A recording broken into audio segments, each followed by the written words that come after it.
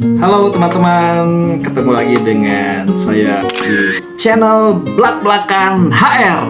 Nah, pada video kali ini kita akan membahas dan membuka blak-blakan sampai buka-bukaan terkait dengan kenapa karyawan hebat ya, di perusahaan malah resign diam-diam. Pernah nggak kamu bangun pagi, buka WhatsApp kantor, dan tiba-tiba ada pesan, saya mohon izin mengundurkan diri. Waduh. Dan yang kirim bukan karyawan sembarangan, bukan karyawan bermasalah juga, tapi si top performer. Wah, kinerjanya bagus, yang paling bisa diandalkan, yang selalu cepat tanggap, yang bahkan dulu kamu bilang kalau semua orang kayak dia, HR bisa tidur siang tiap hari. Nah, sekarang mah dia ninggalin kamu duluan. Kenapa? Sebelum kita bahas belak-belakan dan buka-bukaan, jangan lupa subscribe dulu channel ini, karena di sini kita akan bahas HR tanpa topeng dan tanpa drama. Banyak perusahaan cuma fokus pada angka absensi, target penjualan, atau KPI bulanan, Key Performance Indicator. Tapi mereka lupa satu hal. Apa coba? Indikator emosi, ya nggak? Karyawan hebat biasanya nggak teriak-teriak.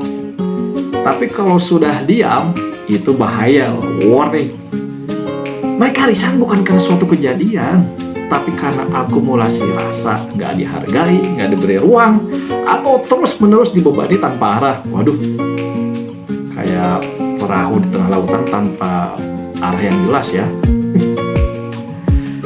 Oke, kita pengen tahu supaya teman-teman yang saat ini berada di dunia HR atau yang sedang berkarir ya, di bidang human resource. Coba yang pertama itu harus dikenal dulu apa sih yang dimaksud dengan top performers itu, karyawan dengan kinerja baik. Ya. Top performers itu biasanya punya 3 kebutuhan utama ya, yang harus diakui nih. Yang pertama, siapa sih yang nggak mau diakui hasilnya ya? Oke. Yang kedua, dilibatkan dalam pengambilan keputusan. Nah, ini sangat penting sekali nih. Kalau kamu yang saat ini berada di posisi sebagai top manajemen ya, dan punya manajer-manajer yang top performance, jangan lupa libatkan dalam pengambilan keputusan. Jangan sampai begini, Anda sebagai top manajemen, sedangkan Anda punya tim anak buah levelnya manajer, tapi pada saat komunikasi langsung ke bawah ke level supervisor. Ini menjadi permasalahan yang sangat besar, jangan diabaikan ya. Yang ketiga, diberi ruang berkembang.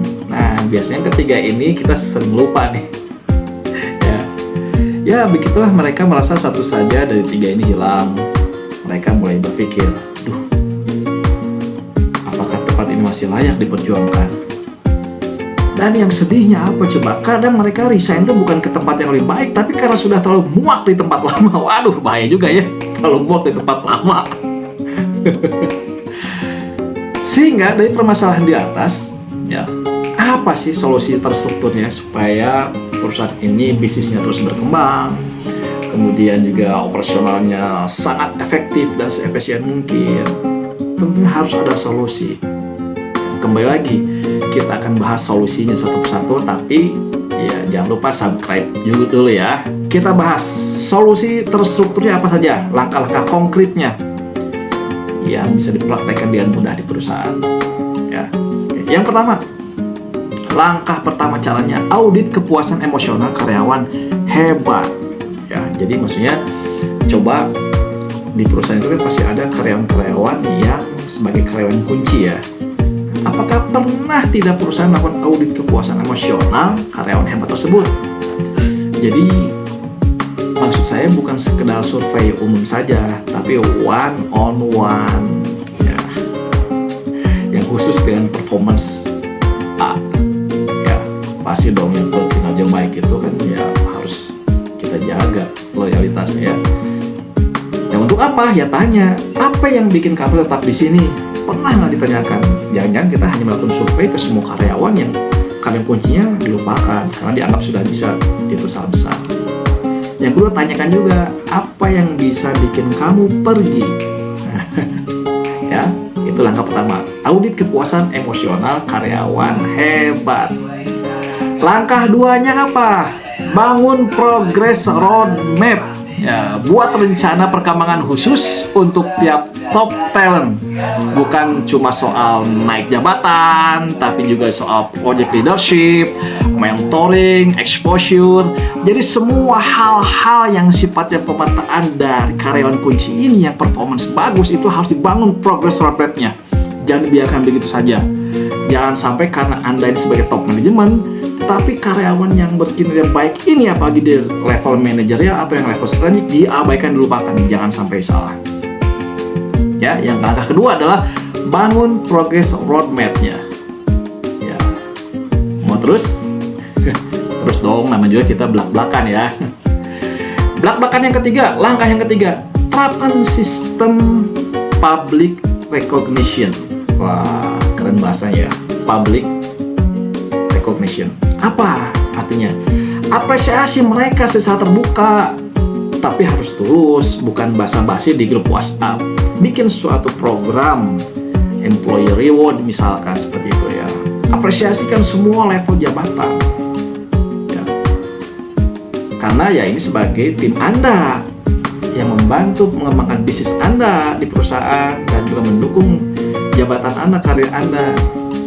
Ya, dan tim bawahan Anda ini juga ingin karirnya terus berkembang. Ya, tapi catatannya apa? Apresiasi mereka secara terbuka, tapi harus tulus ya. Jangan basa-basi, nanti jadi basi tentunya ya di grup WhatsApp apalagi. Oke, kita lanjut langkah keempat ya. Caranya seperti apa? Jadikan mereka itu think partner. Partner berpikir untuk menciptakan suatu keputusan yang tepat dan efektif. Libatkan mereka saat ada keputusan penting. Mereka akan merasa dihargai, bukan hanya dieksploitasi. Ini terkadang di setiap perusahaan itu sangat lupa. Ada istilah, pokoknya ikutin aturan saya, pokoknya saya seperti ini. Wah, pergi jauh-jauh. Kalau leadershipnya seperti itu, libatkan mereka saat ada keputusan penting. Jangan mengambil keputusan sendiri, karena nanti risiko itu harus dikelola dengan efektif. Ya. Langkah keempat, jadikan mereka think partner. Libatkan mereka saat ada keputusan penting. Mereka merasa dihargai, bukan hanya sebagai dieksploitasi. Langkah kelima nih, ya, sangat penting. Amankan masa depan mereka di sini, di perusahaan yang tempat Anda pimpin. Tunjukkan bahwa perusahaan ini bisa jadi tempat tumbuh jangka panjang. Bahkan kalau perlu nih, kasih opsi kepemilikan. Apalagi nih opsi kepemilikan. Misal perusahaan Anda tuh punya program benefit atau kompensasi benefit ya. Terbitkan kebijakan opsi kepemilikan, misalkan saham karyawan atau proyek jangka panjang relevan ya, yang sifatnya misalkan apa ya, kalau memang perusahaan itu sudah TBK atau terbuka, kasih slot karyawan untuk memiliki saham sehingga memiliki rasa yang besar bahwa perusahaan tempat dia bekerja itu adalah ya milik dia sendiri gitu. Ya, artinya kan bisa ditentukan sebagai perusahaan minoritas ya, jangan mayoritas. Ya, buka opsi-opsi kepemilikan. Masih banyak program yang bisa dilakukan. Ternyata luar biasa ya langkah-langkahnya ya, masalahnya juga harus benar-benar diatasi dengan selektif semungkin. Nah, itu masalah-masalah di perusahaan khususnya terkait dengan kenapa karyawan hebat itu malah resign diam-diam, pergi diam-diam, mengundurkan diri diam-diam. Harus mulai dilakukan pencegahan dan penanganan secara solusinya. Ya, langkah-langkahnya tentunya yang bisa diterapkan ya. Ingat, karyawan hebat itu bukan datang setiap hari. Mereka adalah aset hidup. Kalau kamu gagal menjaga mereka, mereka akan pergi tanpa suara. Dan yang tertinggal cuma penyesalan. Dan pertanyaan yang tidak pernah kamu jawab, apa salah saya sampai dia pergi? penyelesaian dong akhirnya kan. Cegah sebelum kehilangan. Ya, HR yang visioner bukan hanya rekrut tapi juga retensi. Ya. Apa langkah-langkahnya masih ingat ya? Yang pertama, audit kepuasan emosional karyawan hebat. Yang kedua, langkahnya bangun progress roadmap-nya. Yang ketiga, terapkan sistem public recognition-nya. Langkah keempat, jadikan mereka think partner. Think partner. Yang kelima, langkah yang kelima, amankan masa depan mereka di sini. Ya, karena akan mendukung karya Anda juga. Oke? Sampai ketemu lagi di channel berikutnya yang lebih belak-belakan, buka-bukaan. Dan jangan lupa kalau ini bermanfaat, share juga ya video ini ya. Sampai ketemu lagi dengan saya, Bayu Trasmi, di dalam channel Belak-Belakan HR.